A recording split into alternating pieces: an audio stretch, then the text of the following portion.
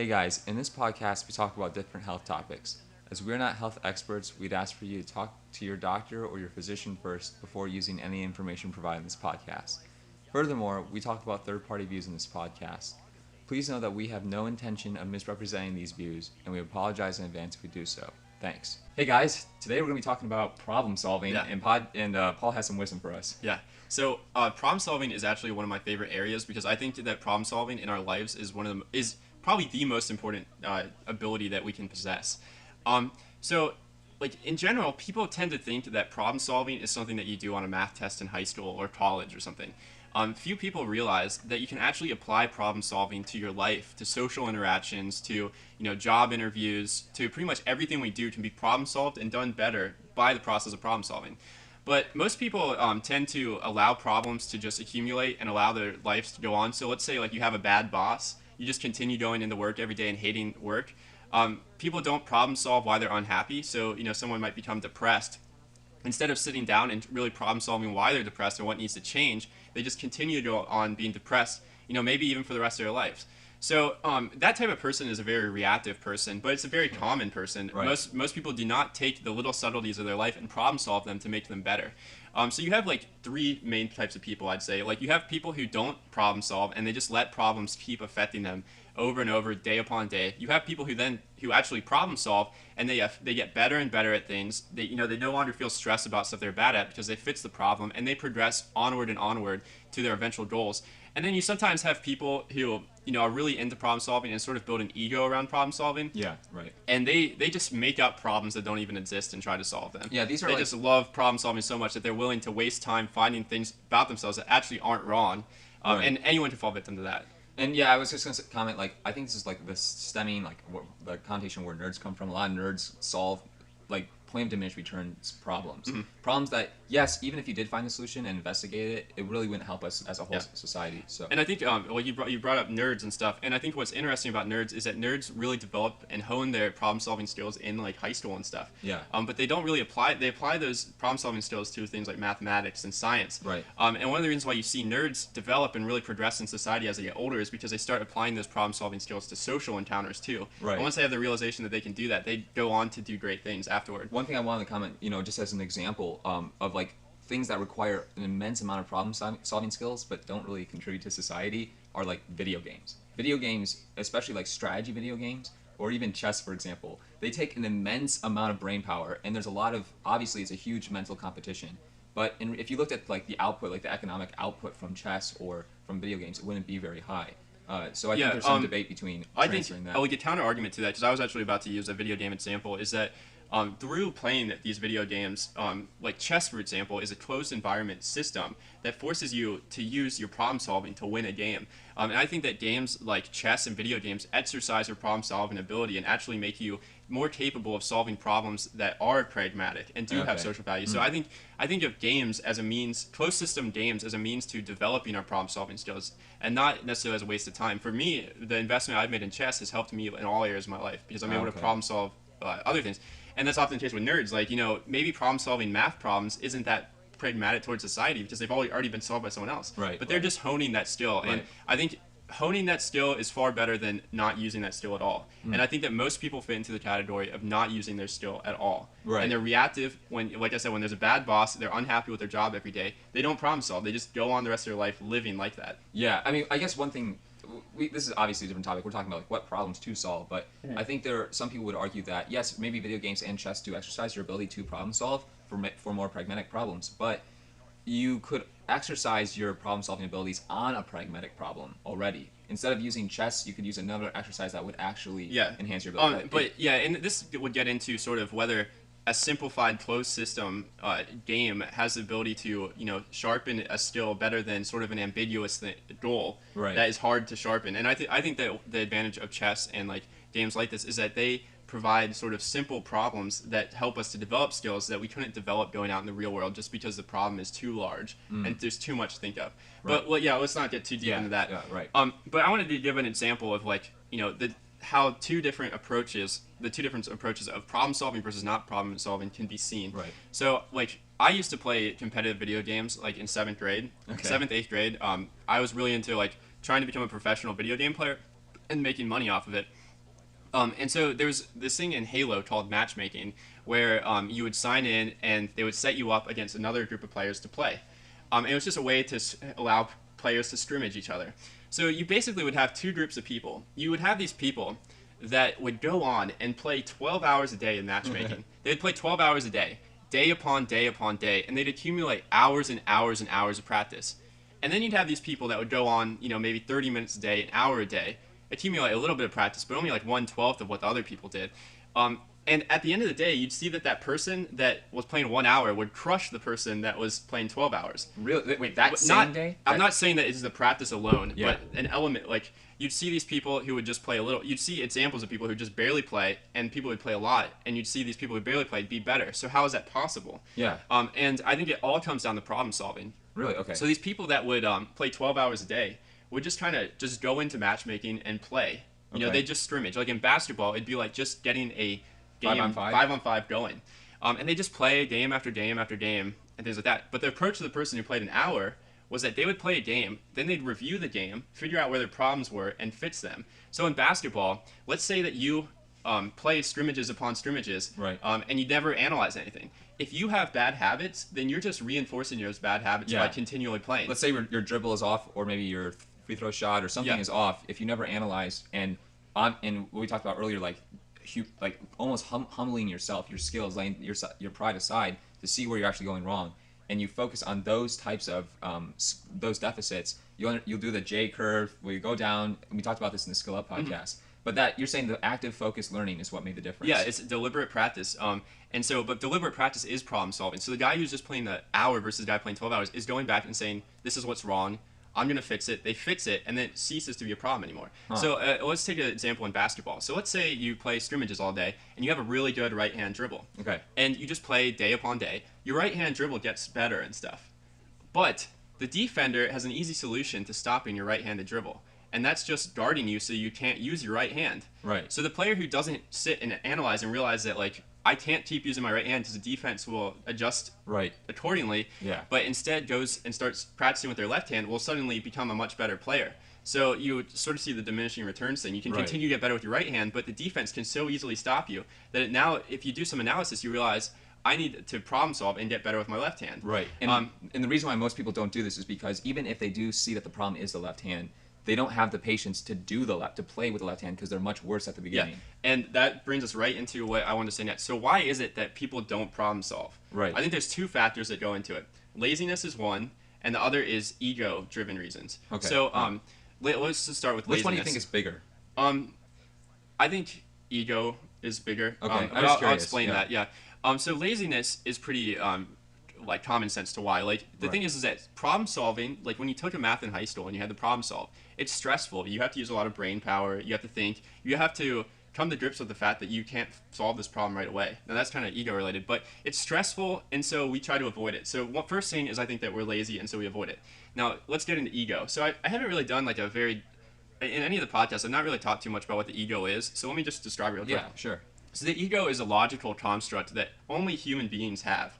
And I see it as sort of like a pinging mechanism. I talked about pinging. It's the idea that of sending a signal off to get one back. Right. That was in social dynamics. Social dynamics. And so we have this logical construct that compares ourselves to other people, other individuals, to then get feedback about what our social standing is. Right. So we talked about ego confidence, and we said, like, you said, I'm better at so-and-so than this because of this. I'm better than this person because of this. And it's using logic to try to determine our social standings. Okay, and our ego plays a big role. And so what I think is that ultimately one of the reasons why we don't problem solve is because of ego-related problems. So you talked about earlier, you mentioned that we don't solve a problem because we don't humble ourselves enough and let ourselves see that there actually is a problem. So what's happening there is that when the ego is involved, we utilize defense mechanisms to maintain the ego. And so let's say that you have like a really bad left-handed dribble, okay? Well, your ego doesn't want to admit that maybe you don't have a good. It wants to keep on believing that you're better than all these other people at basketball. You're special. Like, you're special, and you're going to go on to become an NBA basketball player. It doesn't want to admit that you have a terrible left-hand dribble, and if you don't fix this left-hand dribble, you're not going anywhere with basketball. Right. Right. And so your ego then utilizes defense mechanisms to prevent you from seeing this. One is denial, Just admitting, like denying, I don't have a bad left-handed dribble. My left-handed dribble is fine. Another is rationalization. Well, I don't need a left-handed dribble because my right-handed dribble is It's so so good. good. I'll make it to the NBA with my right hand. Right. And so we utilize this. And another big one is the idea of saying we'll solve this problem tomorrow. I have a bad left-hand dribble, but as I play more, my left-hand dribble will just get better over time. Yeah. And there's always truth to it. Stuff commonly will work itself out over time, and stuff commonly will get better over time. Yeah. Your left-hand dribble will probably get better, but is it going to get as good as it could have been? Like, right. could you have spent this time getting way better by diagnosing a problem and working specifically on it to get better? Yeah. And that's where you... one thing I wanted to comment on real quick is to jump back to ego really quick. A lot of people ask, like, well, why, if the ego is such a bad thing to have, if it blinds you from improving, why do you have it in the first place? Yeah. What is the reason for it? And just from a science standpoint, the ego is actually one of the most primary thing. Like, it's the most primal thing that you have when you actually are born, and it develops first because it basically gives you false confidence or overconfidence in the abilities you have. Remember, if you had no confidence, you wouldn't do anything because you wouldn't be confident that would work. So, if anything, it would rather you try something, at least fail at it, or possibly succeed, than to not try anything at all, which is why you have the ego in the first place. So I just wanted to throw that in. Yeah, that's a good point. So I also want to add to that, though, is that, like, I think it's in some ways opinion mechanism. It's our way of assessing our social standing. Like, I talked about social value and how, like, we live in societies where there's, like, higher up people who have more value than us and lower value and things like that. And so by comparing ourselves to other in our head, we can assess that and then make decisions accordingly. Right. And so let's see. So I was talking about, basically why. Okay, so the ego prevents us from fixing problems. Like the guy who doesn't play his friends one-on-one in basketball because all of his friends think he's a great player, but he doesn't play them because he's afraid he might lose. But playing them might make him better. There's all sorts of examples like this. Like I remember when I was playing competitive video games and stuff, I would not like to play with my friends because of fear that I'd have a bad game. And suddenly this reputation that I had of being a great player would go away because I'd have a game where I played terribly. So I didn't play them because I wanted to maintain that sort of perception. But at the end of the day, I probably would have done better and more confident with playing with my friends had I actually gone out and done that. Yeah. Now, one thing I want to add, a very quick psych tangent for these scenarios, because it comes up a lot, whether it's video games, basketball, sports, chess, it doesn't matter. A common thing that ends up happening is when the game is close. And it not only becomes a value of like your skills, but just a subtle value to each person who will actually win the game. And I do this sometimes where I will be winning by just a little bit, but I will purposely lose. And it's really hard to do that. But the reason why I do that is because I realize that the value of me losing, this whole big tournament competition thing, has just been created from thin air. It just came from nothing. I could have been slaughtering the guy or being slaughtered, and the value wouldn't have been there. It's a metaphysical creation. Yeah, exactly. And to me, I recognize that actually it's worth nothing. It's worth nothing, but it seemingly is worth a lot. I think that you shouldn't say it's worth nothing because it's worth something, and that's why we're seeking to acquire it. It's just not worth. It's not worth anything of physical existence. There's no physical. There's no physical reward that is given. Yeah. But it is worth something because the games and our perceptions of others. We have this metaphysical world that exists of perceptions and ways in which we think of other people. So it does play a part in that, and it does exist, but it just exists as a non-physical thing. If that makes sense. Okay, I see. Yeah, and I mean, I just want to bring this up because this not only extends with like just the problems that we try to solve or the like challenges we have between different people, but also when it comes to like arguments and things like that. A lot of times the problem is not the actual argument itself, but just winning, the ability of like saying I win. And just to me personally at least, winning really doesn't mean anything most of the time. So I just want to throw that in because it's I'd like to say though that like winning does affect social hierarchy. Yeah, and it things does. like that. And so there is something being played for, and that's social hierarchy, how people perceive each other on the ladder. Right. So it does have some existence, but I agree, it's a very arbitrary and subjective thing. Right. And, I guess yeah. And if you allow someone to win, they might feel great about it and feel good, but it doesn't really matter what they think. It's your life that you're living. Right. And you would probably rather them be happy than feel that sort of superficial high from winning just like a brief game or something. Yeah, right. I mean, I don't know. I'm not saying maybe it is the right thing to do, but that's what I've just found that it allows me to actually meld better in social situations. I'm a little concerned though because we just played foosball the other day, and the score of the team was 2-2, Yeah. and we were playing a final match to see who won. So I'm wondering if this played a role in that. Well, yeah, that wasn't supposed to be brought up. But anyways, let's keep going. Yeah. Okay, so why don't we dig into, so you have a problem in your life. Let's say that you're incredibly nervous for job interviews. This is a common problem. How do you go about solving it? So I actually wrote this down, and I didn't read, so I don't generally read things, but because I have sort of wrote this down and I want to read it verbatim, this is the process that I think is important to problem solving. So the first is realize there is a problem. And so most of the time, like you're that basketball player and you're dribbling with your right hand, you don't even realize that your left hand is so bad. Right. So it takes sort of an objective analysis to see, and maybe asking other people, like what's wrong, and maybe they can see more clearly. I think though a lot of times is the softening factor. Like when I ask for criticism from people, there's two common pitfalls I fall into. I ask too broad of a question. I'll say, hey, like what am I doing wrong in like my study habits? Like that's a huge field for me. So I might ask like, hey, more specifically, like how when you read a chapter, how do you read it? Do you just read it normally? There are points you focus at, speed read? What do you do?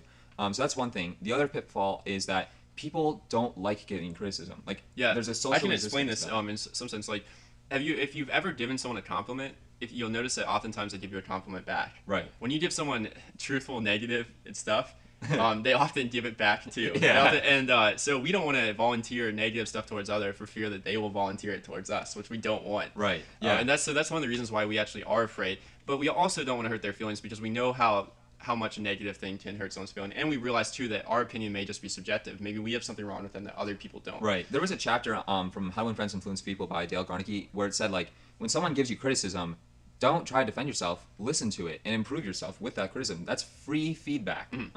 But the thing is, so the next day I went out and I just asked all my friends like, hey, how am I like a bad person? Like what do I do wrong? You know, like just lay it down me. And I mean I was pretty naive doing all that, but the thing is that whenever someone criticizes me or says something against what I think, I just seek first to understand. I listen to them first, and I just think to myself, perfect, free criticism. Like, there we go. Like, it takes a lot. It takes a lot for someone to honestly think negative thoughts and say those negative thoughts to you. So the very moment that they're doing it, the one time they are actually doing it, listen to it. Like, you're not going to get this later on. Well, actually, another important thing to realize about social dynamics is although people won't often verbalize their problems with you, most of the time you can read these from their emotions and the reactions they give you.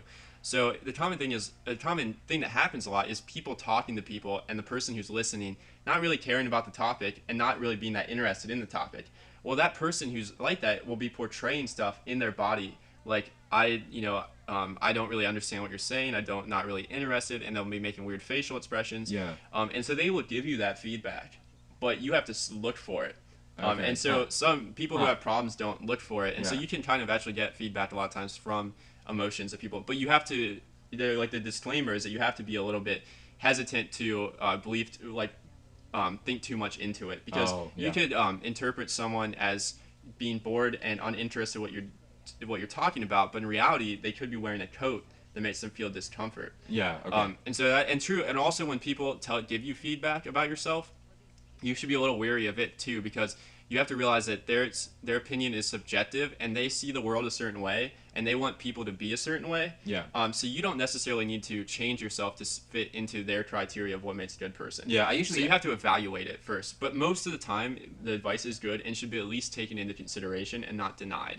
Yeah. One thing just to add on that, one thing I was gonna say is, when I hear criticism from a person, like I don't know, let's say Nick, you never keep your room clean or something like that, I'll say okay, I'll listen to it. But I'll only wait maybe till like maybe 3 or 4 separate individuals say that to me, then start realizing like, okay, I need that. This is a problem. This is a common theme. So n equals 1 is always a problem. Yeah. When your sample is just 1, right. You need to get more opinions. So maybe if someone criticizes you on something, you ask another friend about it and see what they say. But also be wary that they might not tell you to protect your ego. Right. So let me swing back into my process for problem solving. So first, you got to realize there's a problem. You got to realize you're not good at dribbling left-handed. Next, you need to figure out where you are at in the learning process. So you say, okay, my left-hand dribble is okay. I can do a left-handed free throw, but it's not up to the standard I want it to be. Next, you got to determine where you want to be. So instead of doing a basketball example, I want to do this in social because I want people to realize that you can apply problem solving to social situations. Okay. So let's say that you're very bad at talking to your professor. Okay. Gotcha. You get So nervous, maybe? you get or- nervous and you just don't do it And you because think you're going to sound stupid. yeah, so you don't talk to your professor, even though you think it would be of value to you because your professor can offer you resources and stuff, and maybe is interesting. So the first thing you gotta is realize that there's a problem. You want something and you're not getting it.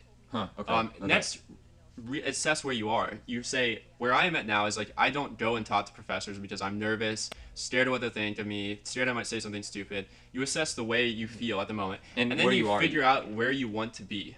Okay. And then I think after this, like a big step that I do is like when I'm learning a new skill and analyzing, I find books on the topic and try to read other people's opinions about how things should be done. And then I evaluate each one. So if I'm looking at, maybe self-promotion and how to promote yourself to other people, I identify first what the problem is, where I'm at, where I want to be, and then I read books on it. And then I come up with a plan to go from where I'm at to where I want to be. Now this is what's really hard is because oftentimes when we come up with goals, a goal is just basically a mean of solving a problem. A goal is a solution really? to a problem. Huh. Okay. So if your goal is to be famous, it's a solution to the problem that you want to feel more adequate and more valuable to other people. Okay. So basically, let's jump with the professor example. Like where you're at right now is you just haven't talked to the professor at all, and you fear that the conversation won't go very well. Your goal is to talk to the professor and over maybe your test grade. Yeah, and you want to be able to maybe communicate with him well or something. Yeah. And so, but there's some pitfalls that you can fall into when coming up with goals. And so I want to talk a little bit about goal creation and accomplishing your goals because it's important to problem solving because once you've identified a problem, where you're at, where you want to be, the next step to getting where you want to be is creating a list of goals that you acquire till you're at that point. Right. And so the big thing with goals is that people tend to make very ambiguous goals that don't have clear next actions. So let me give an example. So an example would be sign up for classes at UC. Okay. That's my goal. Sign up for classes at UC. Okay. Because I need to go to school at UC. So Yeah. So this is very ambiguous though because I need to know which classes I need to sign up for, what I'm gonna major in. When am I gonna sign up? When am I gonna sign up? What are the deadlines? Yeah. Who do I need to talk to beforehand? There's Who's the all best of these professors for each things. class? So this is a terrible goal because it's like it just makes you more stressed. And like when we make very ambiguous goals that are hard to acquire, like write a novel. Like when I say write a novel is one of my goals. If I don't have those in between steps, it causes a lot of stress just thinking about it. Because one, I'm stressed about all of the stuff that's going to go into doing it. Yeah. And two, I'm stressed because I'm never getting anything done. Oh. We feel stressed when we don't get the stuff done that we need to get. Right. So we want goals that are attainable because then we will actually accomplish them Right. and reduce the stress. Right. And realize too that stress is a very important tool and should be seen as a tool. You never eliminate stress, and stress is a valuable resource to becoming a better person. Mm-hmm. You progress as a person by getting stress and then learning how to resolve the stress. Okay, so let's see. We're talking about signing up for classes. So a better goal would be to come up with like, what is the next step? If you need to sign up for classes, the next step is to go on Google, research majors, type majors in, and read about different types of majors. Then after that, you come up with a goal. Talk to different people in those majors, determine the major. Then you say, look at the list of classes I have to take, compare which ones I could take, which I don't, figure out how many credit hours I need to take. Then you just go to then you sign up for the one stop. You sign in, get your classes signed up, and boom, you're done. And by making short, simple steps, you have things that you can accomplish easily, which give you a dopamine rush. Right. You're less stressed because you actually see what you have to do step by step, and they're all attainable. And you actually accomplish it, which most people don't do when they set out an ambiguous goal. And so an important thing to also take from this, though, is that every problem is really just the combination of small, simple problems. Okay. So I think that you have these large problems Yeah. that look very complex, that they're all solvable by simple steps. Yeah. Now you mentioned this yeah. in school. You would take a math test and you'd always say a problem is just me doing the simple steps. To get Yeah. that. So and this actually is not only in like problems like signing up for classes, but just even in like different science like criteria. Like if you're even looking at like cancer studies, for example, or like you have like a molecular probe you're looking at, these are all like really complicated things at first because of course they're complicated because you don't know the simple steps that get to the actual end result. If you're able to break down like, okay, well, I know this gene is related to this signal marker, and this signal marker is related to activation of this secondary gene, which then promotes the cancer. Then you realize, oh, all these simple steps accumulate to this like This big picture. big And it's picture. like, Yeah. when I studied philosophy, you know, it was about when I read a paper, I had to like look up each individual word and stuff. And then I'd talk and I'd use these words and people would be like, wow, you're so smart. But it was really just accumulation of little words over time used in, you know, discussions, you read in papers again. Everything is simple, but the complex things are just the combination of simple things. Yeah. And that's what you need to look at problems. So let's say that you like have, you know, done this whole process. You've figured out what your problem is, you know, where you're at now, where you want to be, but you're not getting where you want to be. Right. And this is the normal problem, and this is where troubleshooting comes in and stuff. So the first problem that arises from not being able to solve these is that we often feel, I guess, we feel like we're not smart enough to solve the problem, and that's why we haven't arrived at the solution. I mean, this is ultimately a rationalization, Yeah. but we have this tendency to think that when we don't arrive at a solution, that it was because we weren't smart enough. Like in math, when we didn't get that answer right, and Joe got it right, it's because Joe is smarter than us. And IQ, like I've talked about this before, IQ doesn't really come into play until you're at like the highest levels of a profession. Right. In high school, it doesn't matter if Joe has a 20-point higher IQ than you. Like, it's not going to help him learn the material that much faster. He's not more capable. So most of the time, people with higher IQs have just done a lot more of the math because it's more interesting to them.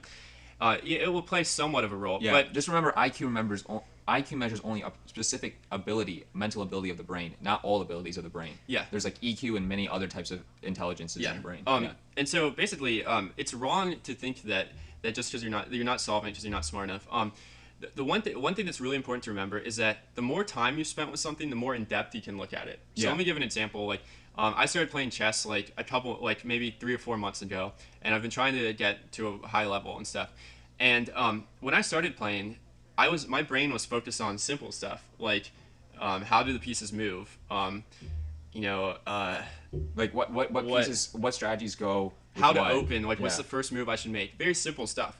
And, you know, if I picked up a chess book and read and it was talking about pawn structure, I would have no idea why that was relevant or why that would be important. But then I had to start playing games, and maybe up until like 200 or 300 games in, that stuff started making sense to me. Yeah. That started to understand. So one thing we need to realize is if we can't solve a problem, it's probably because we haven't spent enough time with the thing to see it at that level where we can find the answer. Yeah. One thing I want to... And you shouldn't be... Also, I want to mention that you shouldn't be stressed when you don't find the solution to an answer. You don't want to build this ego complex, and this is a problem I just dealt with, and I've finally figured out the problem to it. But you don't want to build this ego complex of being a problem-solving person that solves all of their problems and is frustrated until every problem is solved. So I would stress myself out because I would find these problems, look for solutions, and then the solutions wouldn't work. But I didn't realize, one, that I just need to spend more time doing it. Two, I shouldn't build an ego around problem solving. It's okay to experience being wrong, not being good enough. Everyone experiences it, and there's nothing wrong with not being good and not having an answer right away. Yeah. Be okay with where you're at and realize it's going to take time to get an answer. Yeah, one thing I wanted to just elaborate on was like when you were kind of giving the example of chess and learning things. For me, I had a very similar experience, both with Spanish and engineering. So like in engineering, for example, like you walk in the first day and they're like, yeah, we're gonna have to measure the Young's modulus because we need to know the strain for the deformation of this beam. So it's like, yeah, I agree. Yeah. It's very, and you're thinking it's almost like a different language, and which literally was Spanish for me, a different language. And when they were saying something that's complicated in English, like I would have been there, but I could not have been because you were there. Like that verb structure is like ridiculous. And I just found that if you first learn like very simple verbs like I am here, you are there, I will be there, very simple verbs or very simple engineering terms like Newton's third law is this, you eventually learn it, and after a while it's just normal language to you. Your brain actually assimilates it into your Wernicke's area for language assimilation, and then you automatically just know it as if you know the word like fan or bike. It doesn't matter. Yeah. And those building steps allow you to become smart and seem smart, but you're just speaking a different Accumulation language. of simple ideas. Yeah. Yeah. Honestly, you are smart. Like if you can have you have the ability to recognize like what a bike is and what pedals are. To a person who has never seen a bike before, they're gonna think you're a genius. Like how do you know what a chain is or all this stuff? Like that's just amazing. And this is why intelligence ultimately comes down to education level. Most of the time, your education is really has a big effect on what your IQ ends up being. So I wanted to add too that if you're struggling to solve a problem, one reason why it might be is because you're new to problem solving. Problem solving is a skill set. It's a logical way of thinking and a process that you go through in your head. And when you start out, you can't find answers to the hardest problems right away. When you start math, you don't find the answer to the problem right away. But as you start problem solving all these things in your life, the social encounters, things like that, the nerd in high school who problem solves in high school is building up this ability to problem solve. Right. As you start doing it, you start getting way better at it.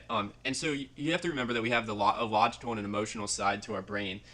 And when we're lazy and we don't problem solve, it's because we're not using that logical side. But as we use it more, we start building the neural pathways in that side of the brain, and it suddenly becomes a lot easier to solve problems. So that's another reason. Yeah, I want to maybe take an example just to illustrate what I do, the methodology I run through a lot for engineering, because that's really what engineering is. It's like problem solving. You're designing something to problem solve something.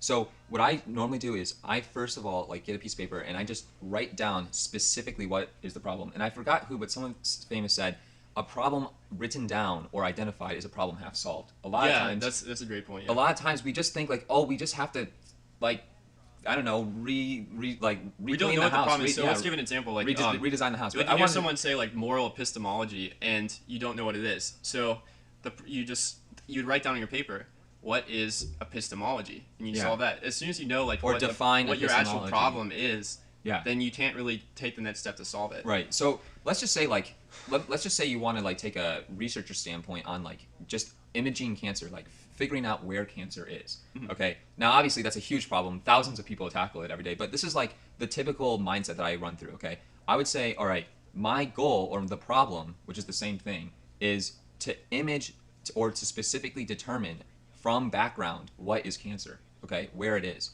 And then I would say to myself, okay, so that's my problem statement.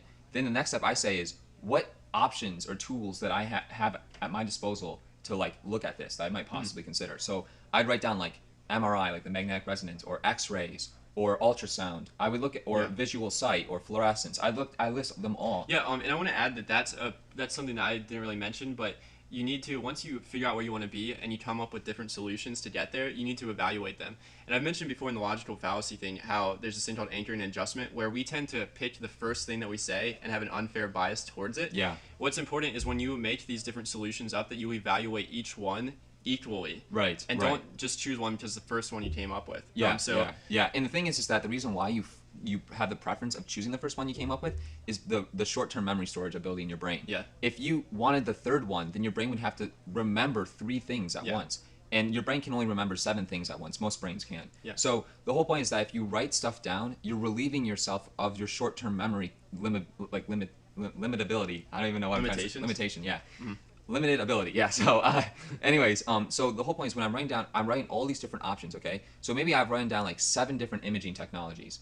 And then what I do, which is like the genius part, is I just cross them together. Instead of using one, I just pick 2 and I match them together. I say MRI and X-ray, ultrasound and MRI, or visual fluorescence with MRI. I just make all these different matches. And then from there, that usually sparks an idea like, oh my gosh, I could use both these technologies and utilize their advantages of both so that I get the clearest signal.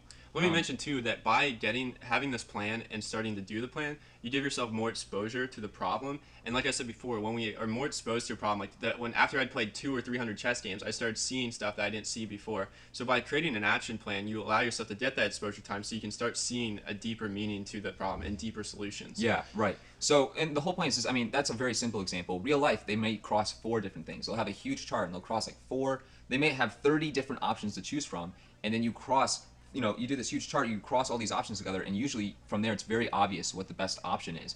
And as you can see, that took no brain power at all. I could have had an IQ of 90 and done that, okay? Like, the whole point is that I just took the time and the patience to actually write all this out. Most people are just having a conversation. They're just like, oh, we could do this and this, or we could do that and this, or that and this. It's just simpler, faster, quicker, and better to just write it all down. It takes an hour. Yes, you actually sparked something in my mind that I've been meaning to say, and I hope that people get this, because I think this is one of the most important messages to this podcast.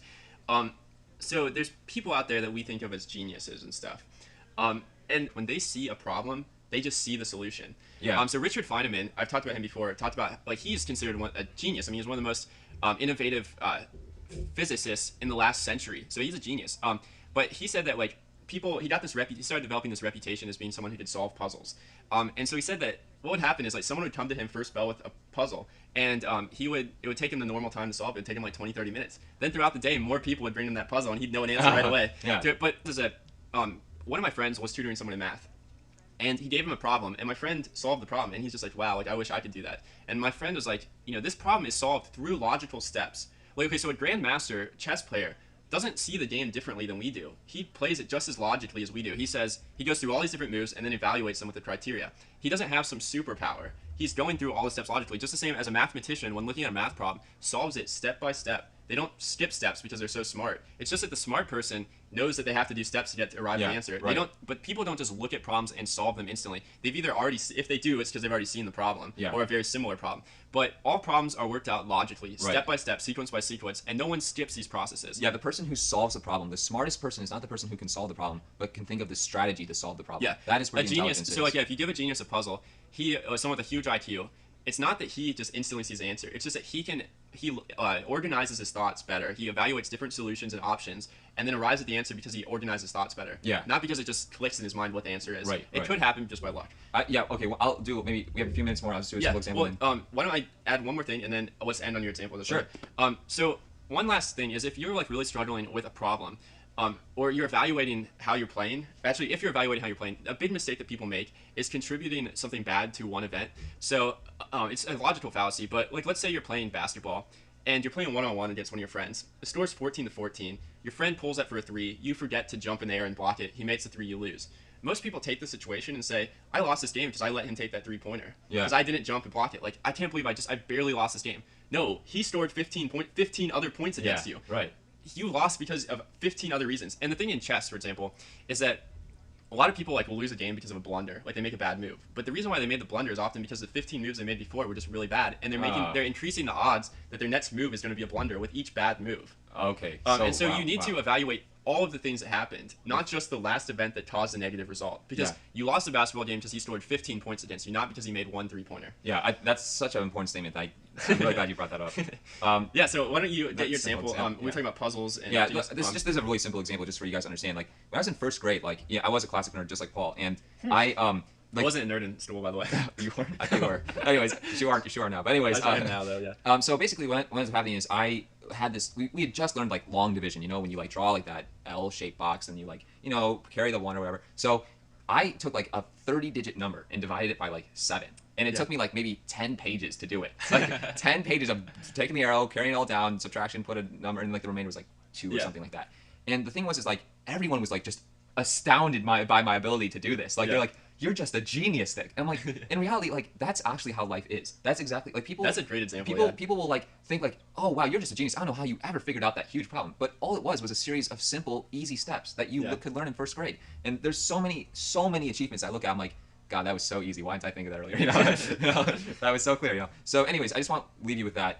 You can definitely solve many more problems than you think you can. You can solve literally any person, regardless of their intelligence, can solve every problem up to like high level theoretical physics. That's like when you're gonna start. But like you're not gonna get stumped in high school. You're not gonna get stumped in middle school. The reason why you're getting stumped is because you just haven't put enough time. Like I always tell people, like when they say they're not good at something and they never will be, I'm like, well, do it for 1,000 hours and then come back and tell me that you're not good at it. Yeah, right. Like people complain that they're not good with talking to people. Well, you're not good with talking to people because you haven't taught to many people and you don't have much confidence and you don't know what you're doing.